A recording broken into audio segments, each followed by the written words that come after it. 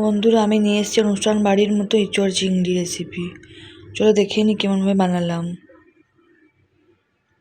আমি এই যে চিংড়ি মাছগুলো পরিষ্কার করে নিচ্ছি, তারপরে তেল দিয়ে ভেজে নিচ্ছি। এদিকে আমার ইঁচড় সিদ্ধ করতে বসিয়েছি প্রেসার কুকারে, ইঁচড় আর আলুগুলো আমি ভেজে নিচ্ছি, লাল লাল করে একটু ভেজে নিচ্ছি আলুগুলো তেলে।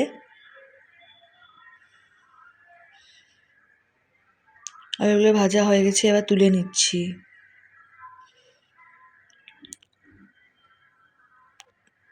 তোলা হয়ে গেলে সেই তেলেই আমি পেঁয়াজ ছেড়ে দিচ্ছি, আলুর তেলেই।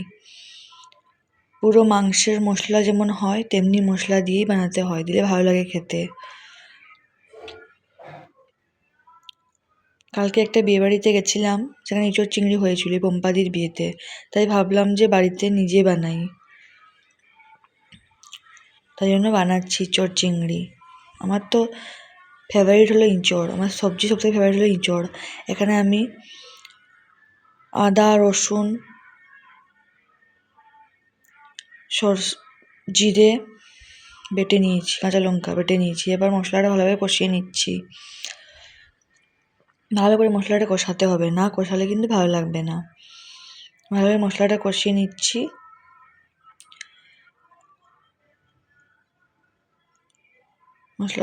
মশলা ধোয়া জলটা দিয়ে দিচ্ছি, আবার ভালোভাবে কষিয়ে নিচ্ছি।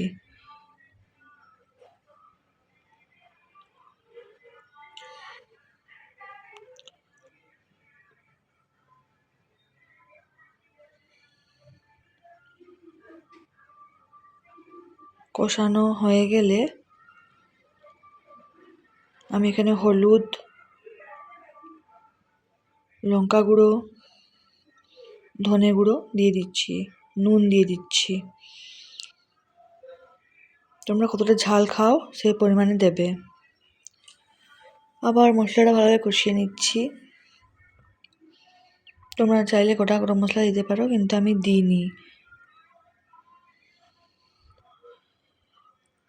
মশলাটা ভালোভাবে কষিয়ে নেওয়ার পর আমি এখানে ইঁচড় আর আলুটা দিয়ে দিচ্ছি। ইঁচড়টা দিয়ে ভালোভাবে কষিয়ে নিচ্ছি। তারপর আলুটা দিয়ে দিচ্ছি। আমার খুব ভালো লাগে ইঁচড় খেতে, আমার খুব ভালো লাগে। আমার ফেভারিট তরকারি হলো ইঁচড়।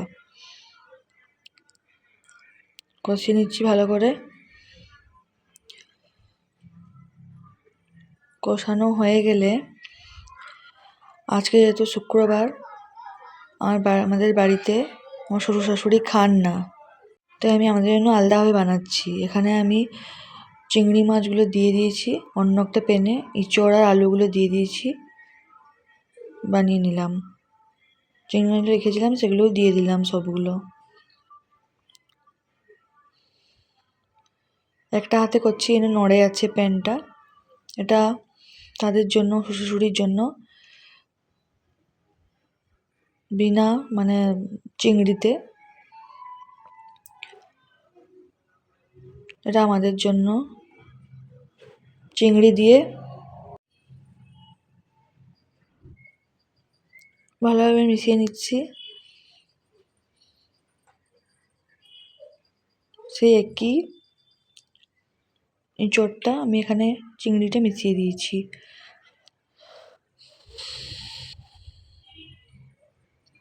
আমার রান্নাঘরের অবস্থা দেখো বন্ধুরা। একটু নুন দিয়ে দিলাম, নুন কম হয়েছিল। ক্যামেরা ধরার লোক না থাকলে কি হয় বলো, নিজেই রান্না করছি, নিজেই ক্যামেরা ধরছি, আর কী করবো। একটু গরম মশলা দিয়ে দিলাম, গরম মশলা গুঁড়ো দিয়ে দিলাম। এখানেও একটু গরম মশলা গুঁড়ো দিয়ে দিলাম। হালকা একটু সামান্য জল দিয়ে দিয়েছি। এটা নিরামিষ।